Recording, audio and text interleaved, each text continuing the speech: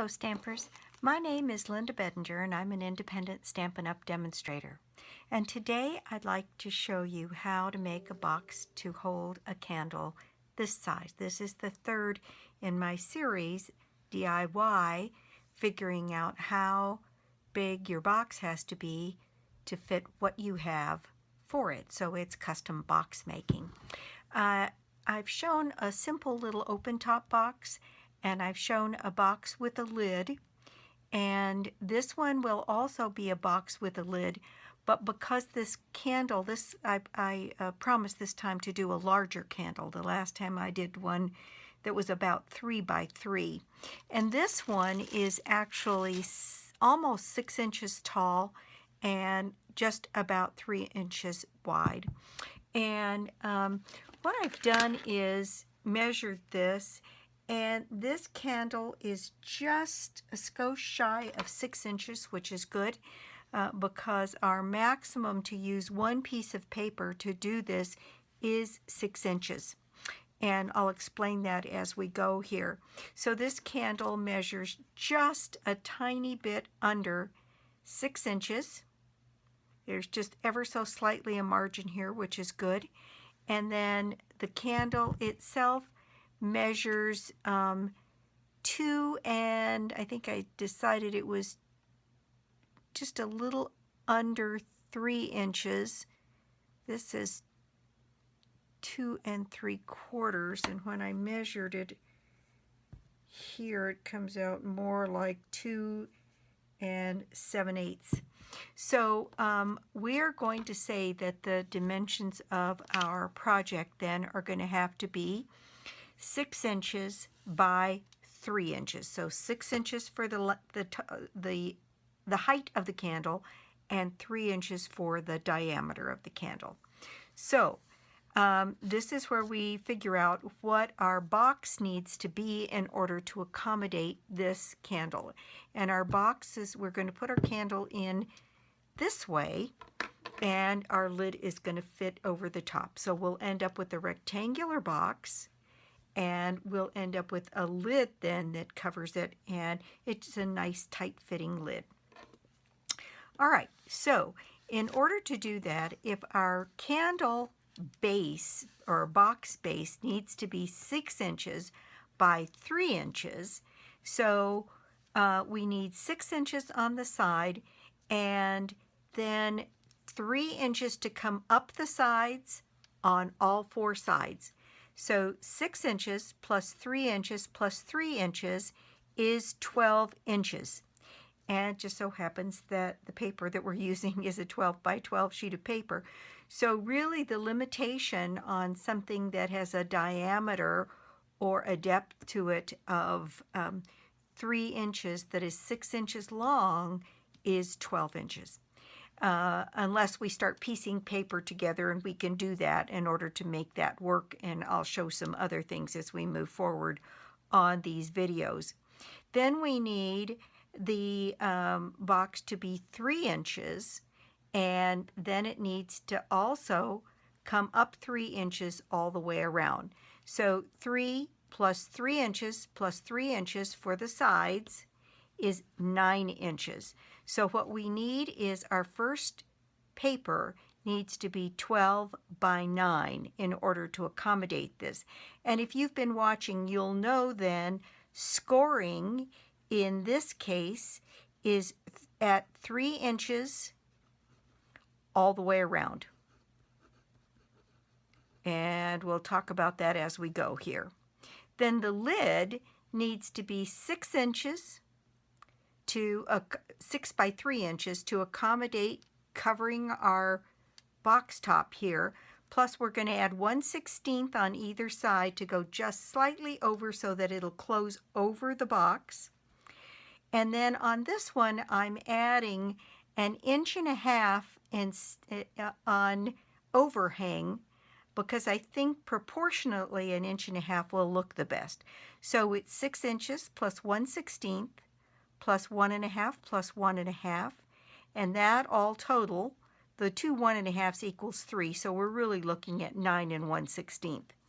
The same thing on the the depth of the lid needs to be 3 inches plus 1/16 to accommodate kind of going over the edge here on this side, on the top and the bottom here, plus 1.5 plus 1.5, so we need 6 1/16.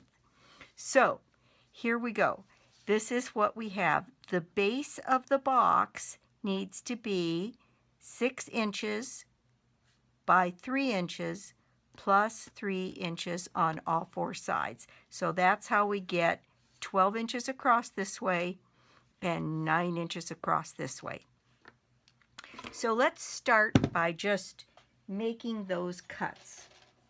So I'm going to bring my trimmer up here, and I've selected a piece of Night of Navy, and we're going to just cut this paper. So we know we need 12 inches. That's easy. This is a 12 by 12. And then we need it to be 9 inches wide. So here we go, setting that right at 9 inches and cutting that piece. So there we have our 12 by 9 piece. Now, we talked about scoring, and I said we were going to have to score this at 3 inches all the way around. And that's going to give us our sides on all 4 sides. So we're going to score this at, let me move this blade out of the way. Okay, so scoring at 3 inches all the way around should give us an inner base box at our 6 by 3.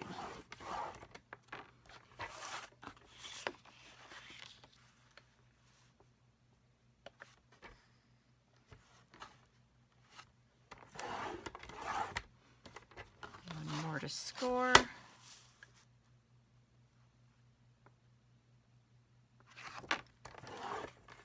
And there we go.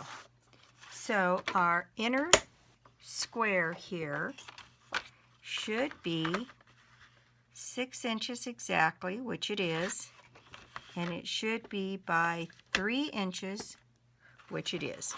So that's what we need, and that's all the scoring we're going to have to do for that. Now, what we're going to need to do to cut out the lid is we need 9 1/16 by 6 1/16. So I explained this last time we did this, and I'll show again. On the trimmer, the marks that go along the trimmer measuring here at the top is divided into, I'm going to bring that in there, I think you can see that. There's 9 inches, 9.5. So this one is 9 1/4, this one here. This one is 9 1/8. So it's 9 1/16, which is 9 plus 1 tick mark over the 9 inches gives us 9 1/16.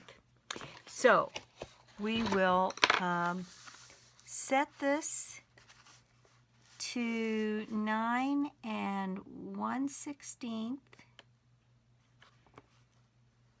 You know, you got to follow what your mother always said, measure twice and cut once.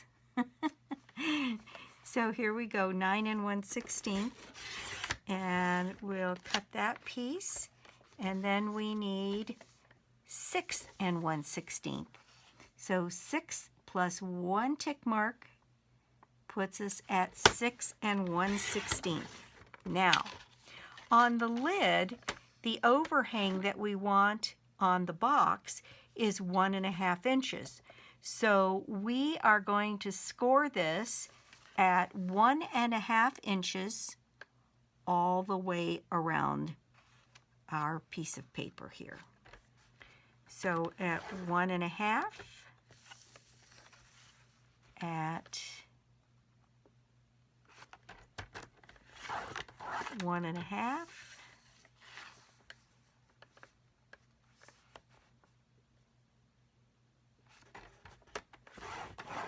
1.5, and one last one at 1.5, and that should leave our interior 6 1/16 by 3 1/16, and it is just at that mark,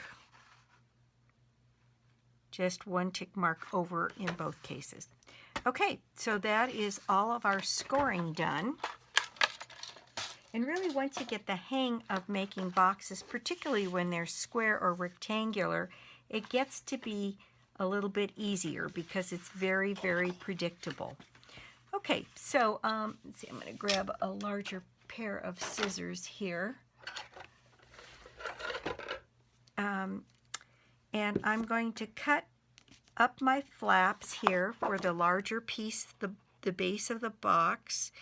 And just like you do for any other box, you cut up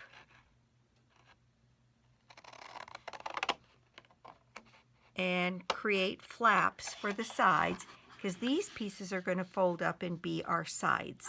So these two and these two will be the sides, and these 4 on the ends will be the flaps. And we need to notch our flaps just like we would on any other box. And then because these flaps are so big, I will probably cut them in half, or roughly in half.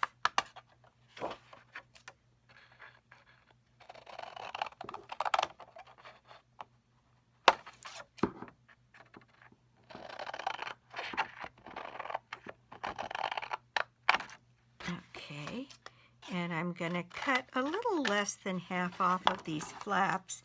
It'll make it a little easier for this box to close. And I'm going to do the same thing on the other side. So I'm going to cut up the score line here on both sides and notch out the ends.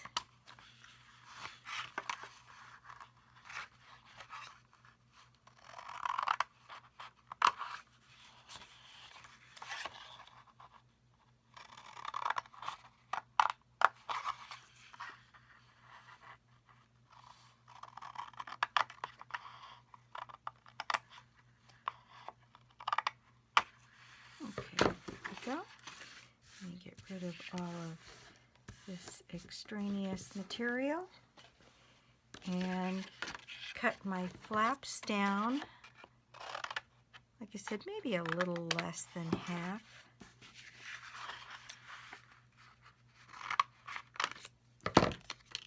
Those are going to be closed on the inside of the box so they won't show. All right, so that is our box bottom. Now we're going to do the same thing on the lid.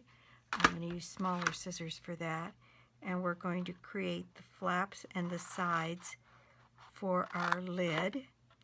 And we're going to notch those as well.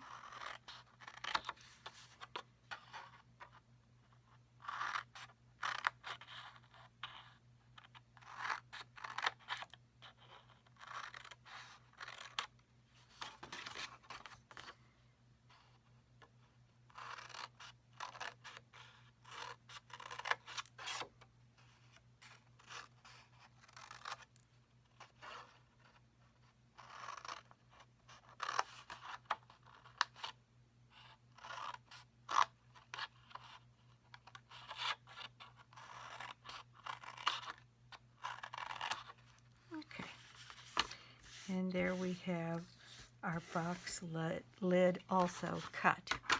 So what we're going to do is fold and burnish our score lines. And it means I have to find my bone folder, which seems to have disappeared from my desktop. Excuse me for just a minute while I see if I can find extra bone folders. And I have one here. So we are just going to fold and burnish these score lines. So, and you can line up your score lines, particularly this inner one that's going to be a corner, and you line them up right with the score lines that are already down, then you have the best chance of having a nice square box. If your lines that you're burnishing and folding are wonky, I think I've talked about this before, your box will be wonky. So you want to set those and make sure you're burnishing what you want to have in the end. So there we go. And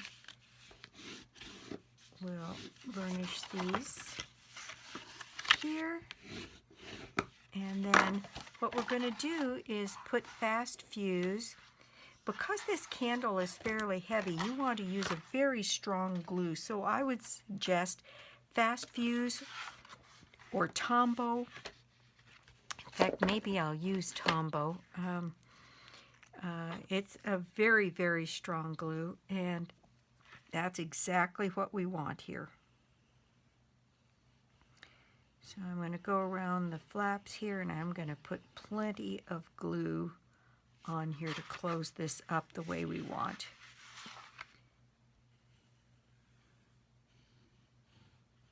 Being careful to get it close to the edge of the score line, but not so close that it'll ooze out.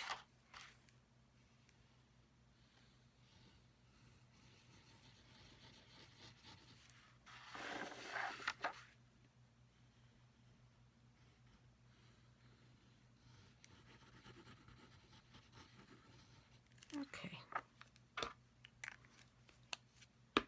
All right, so now we are going to get a good square corner by marrying the cut edge up to the score line edge, and then we'll just hold that in place. Typically holding it in place for 5 or 6 seconds is more than enough for Tombow to get its grip, and then as it dries it gets stronger and stronger. So here we go with our next corner. Again, getting a nice sharp and square corner. And then I like using my bone folder to just make sure that Tombow is well spread out and has a really good grip. That's going to make for a very strong box. And so, let's see here. I notice that that's kind of close to the edge on that end. Okay. So closing our next corner and our last corner. That's also the beauty of using Tombow. It does give you an extra few minutes to wiggle things around if you didn't get it right straight to begin with. And again, holding that in place for just a few seconds, and then using my bone folder to get a nice secure box end. And there we have the base of our box made. And because there was just a tiny bit of room on this candle, you'll see that it just fits into our box base here. So there we have the candle inside our box. Now what we need to do is put our lid together, and that is exactly the same process.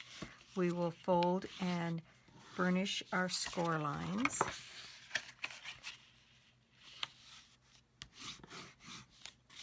And then put our lid together.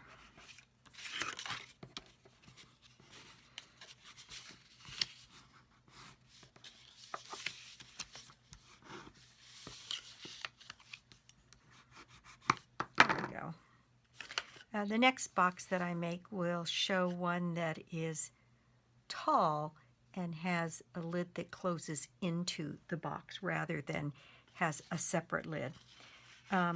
So on this box, what we need to do is get our Tombow in our corners on our flaps here.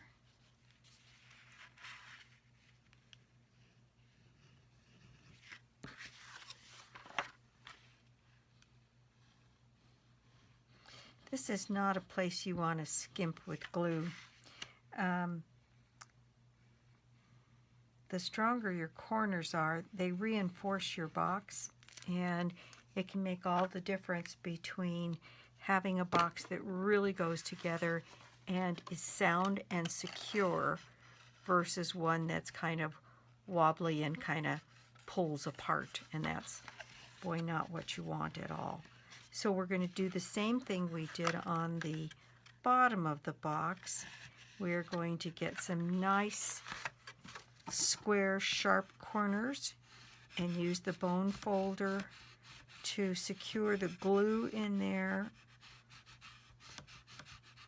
and a good 5 seconds or so of reinforcement doesn't hurt at all. So here we go, our last 2 corners.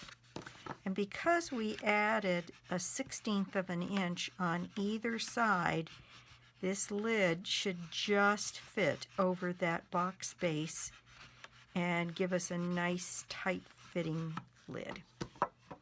So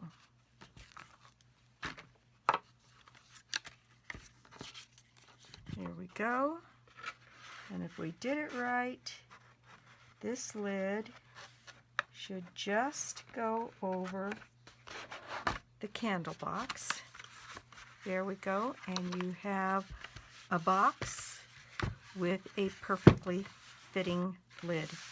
Now, were I to do some decoration on this box, I would probably use the some of the papers from the Floral Affection, because I think that would be absolutely gorgeous on here, to cut some paper and put it on. And every layer that you add reinforces this box. That's a heavy candle, but I got to tell you that this box feels really secure and like it's not too wobbly or too insignificant. Because the corners are tight and we have a nice tight fitting lid, it's absolutely perfect. And you could, in fact, emboss decorations on the side, put paper on the top, add all different kinds of embellishments to this. But I don't want to take the time to do that because the objective of this particular video was really the box construction, and again, another time when figuring out what it is you want to put in a box and then making a box to fit it. So one more time, our candle, I'm going to bring this up closer to the screen so you can see it. Our candle was just shy of 6 inches and just shy of 3 inches. So we made our box base 6 by 3. So 6 inches one way for the length, 3 inches to cover the diameter, and then because the candle is also 3 inches in diameter, the sides all need to be 3 inches to close up around the candle. Then the lid needs to be 6 by 3 plus 1/16 in each direction to fit over the top of the 3 by 6 base. And then you need to add whatever it is you want the overhang to be on the side of the box. The last box that we made had an overhang of 1 inch, and this one I thought would be more substantial and more secure if it were a little bit longer, so I made it 1.5 inches. So when you add all of those up, the lid is 6 1/16 plus 3 inches, 1.5, because we need 1.5 on all 4 sides to hang down. So that comes out to 9 1/16, and 3 plus 1/16 plus the 3 inches, the 1.5 on either side, comes out to 6 1/16. And that's all there is to that. And the scoring then, because the sides on your box are 3 inches, your scoring is at 3 inches in all directions, and your scoring for the lid is the 1.5 for the overhang. 1 1/2 all the way around. And that's all there is to that. So there you have, this is a much bigger candle than we did the last time. This one is 6 inches tall. It's very tight-fitting lid. 6 inches tall and just a hair under 3 inches in diameter. And that's a pretty substantial piece. Now, you could make a box that was this big, and it could certainly hold just about anything.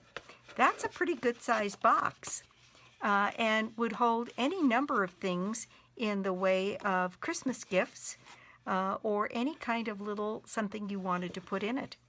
And again, all you really need to know is your box base. What is it going to take to hold your item? 6 inches by 3 inches, 6 inches by 3 inches. And then how tall does it need to be? In this case, 3 inches all the way around. And then your lid needs to be a 1/16 bigger than your base, and then decide what your overhang is. And that's really all there is to making a square or rectangular box. And I hope this is beginning to make sense and be a little bit easier. And several people have written now telling me that they're off making boxes, and I think that's just terrific. I hope you give it a try, and next time we'll move on to a different kind of box, one that has a hinged lid, and we'll make a small one, and we'll make larger ones, and by the time we're done, you'll know how to make just about any kind of box that you need. All right, thanks so much for watching. I appreciate your stopping by and viewing my YouTube channel.